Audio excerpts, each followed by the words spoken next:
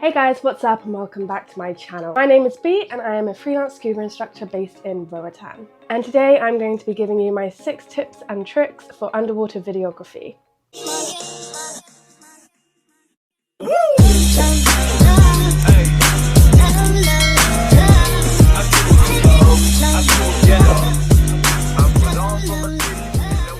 Okay, so let's get started. The first one, and I personally think is the most important one, is buoyancy. Let's go back to underwater photography for a second and talk about that in terms of buoyancy. So obviously buoyancy is key in diving no matter what, but when you have a camera in your hand, often buoyancy can go out the window. The reason it's important is that, for one, you don't want to be touching marine environment ever, and if you have a camera in your hand or wherever you have it, you have to solely rely on your breath for your buoyancy. If you're a person who is wafting their hands when they're diving, I would recommend maybe doing a PPB course, a peak performance buoyancy course, just to get your buoyancy really in check before you take a camera underwater. Obviously, taking videos and photos is an amazing thing to do underwater, but we don't want to harm the environment while doing so. Buoyancy is, I would say, more important in videography compared to in photography because you're actually filming something that's moving or you're moving. In videography, you have to worry about something called stabilization. Now, for the most part, if you're using a GoPro or something like that, it has built-in stabilization. However, a lot of other camera setups don't have as good stabilization, and so you have to rely on yourself for that. If you're unsure what I mean by stabilization, it's basically the smoothness of the shot and that you're not moving it all around. So buoyancy is really going to help you with stabilization. The better your buoyancy is, the more stabilization you're going to have. Practice your breathing techniques, really nice, steady, slow breathing, and that's going to help with stabilization so much. As a videographer, you don't want your footage to be all jolty.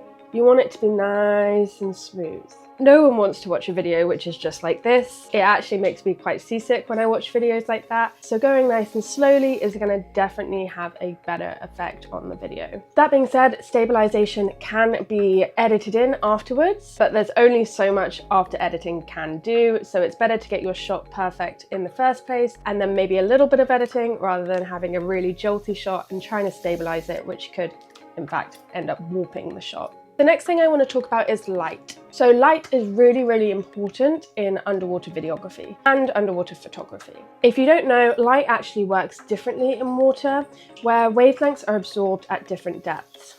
The way light penetrates the water changes as you get deeper and deeper, and different colors are lost. So for instance, in the first 10 to 20 feet, you've got all this light, assuming this is a nice sunny day, and everything looks really vibrant and beautiful colors. As you descend deeper, you're going to lose more and more reds, which means that you can either add those back in using the red filter, or you bring a light underwater, which will help you illuminate that area and bringing more light and red back into that video. So for instance, when I'm shooting in shallow waters, I do not use a red filter because if I'm adding more red into it, it's just too much. But as I descend, if I'm going deeper, say past 40 feet, I might add a red filter or turn my light on if I'm doing something a little bit more macro. The other thing that I want to talk about with light is the way you face light. So just think of this kind of like a shadow. For instance, if the light is facing me, you can see all the detail on my face, you can see everything is illuminated,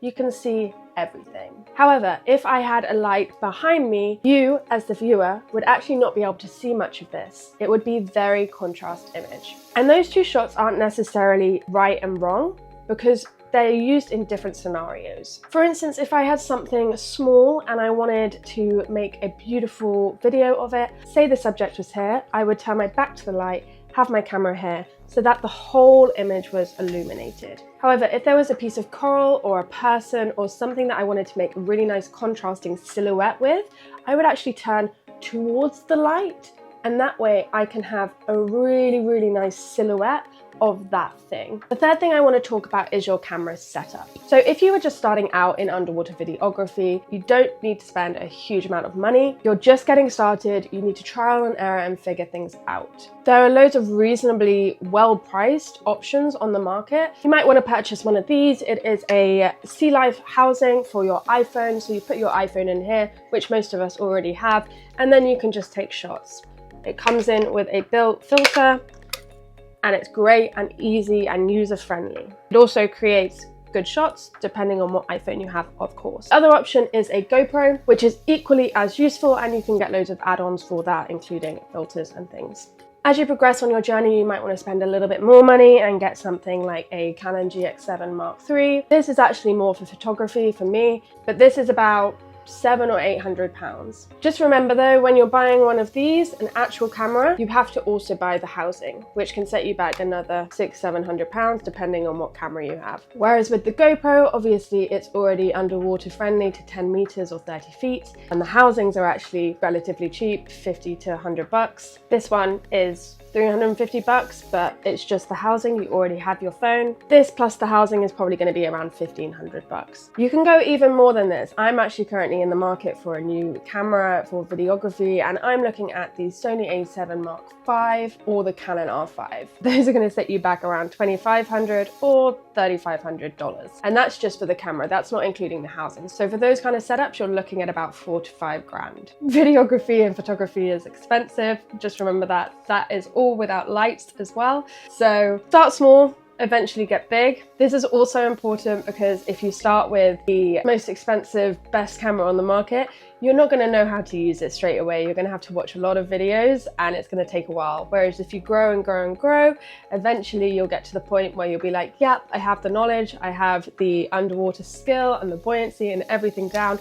Now I want to buy my nice big camera and start getting some awesome shots. Alrighty, the fifth thing I want to talk about, and it's something that I actually haven't seen spoken about too much, is what platform you are going to be posting or showing this on. Not everything is about social media, so I completely understand that some people don't post this stuff and they do it purely for themselves. That is completely fine. How are you going to want to view that? How are your viewers going to want to view that? Are they viewing that on a desktop, on a laptop, or are they viewing that on an iPhone? This is going to change the way that you film. So for instance, if I'm filming on my Sea Life Sport Diver, instead of filming landscape like this, I'm going to film portrait like this if I want to show this on Instagram or on a phone. The reason for this is then all of my subject is going to be within the screen. If I want to show something on a phone and I am filming landscape, I am going to have a landscape video, which I'm then going to have to either zoom in and lose quality on, or I'm going to have to rotate it and I will actually have black at the top and black at the bottom, and then this video in the middle, which doesn't look great. Whereas if I just filmed it in portrait to begin with, I would have it filling the whole screen in great detail and it would look perfect. The same goes for if you're wanting to shoot and film on a desktop. I would film in landscape, where then the whole screen is filled with the video. So just think about where you're going to be showcasing these videos. The fifth thing I want to talk about is storytelling. If I'm just doing a one-clip video, I don't have to worry about that too much because it's just one clip of an organism or a person or a environment. However, if I am putting multiple clips together, I want to create a story. So for instance, let's say I'm doing a story of a singular dive site. I'm going to first start by filming the boat that I'm on, or maybe even right at the dive shop, starting at the very beginning. I'm going to start filming and I'm going to film someone doing a back roll into the water. Then I might ask someone to film me doing a back roll into the water, and finally my descent. At that point, I can use a transition to zoom in and move into the underwater world, where I will eventually do my storytelling in a timeline. If I have shots of someone underwater, then someone getting in the water, then some fish underwater, then back at the dive shop, it doesn't really flow. So you basically want it to be either in chronological order, or if you are looking for that choppy, kind of fast-paced, multi-level environment kind of thing, you can do different scenarios and different places all in one video. It just depends what editing style you are looking for. I personally prefer chronological order storytelling, but it's complete personal preference and it's very subjective, as is all videography. Okay, the sixth tip and trick is that I want you to think about the subject of the video. If you're just doing a singular video, so aka one video, I want you to think about where that subject is, what they're doing, and how it looks on the camera. So for instance, if I'm filming a turtle and I just want this video to be about this one turtle, I might try and get a few different clips of that turtle from different angles, from different lights, and from different zooms. So one shot I might have really far away with the silhouette there against the light to create this really beautiful kind of serene, majestic image of this turtle. And then I might have a next shot where I'm like kind of close to just its face with the light facing so it's illuminated and you can see all the detail. And then finally the third shot of the animal grazing on some coral where I'm looking from above and down onto it and kind of turning my camera just so that you get all these different angles and all these different light usages. In that you're still storytelling, you're showing the subject perfectly, and you're kind of thinking about what the viewer is looking for.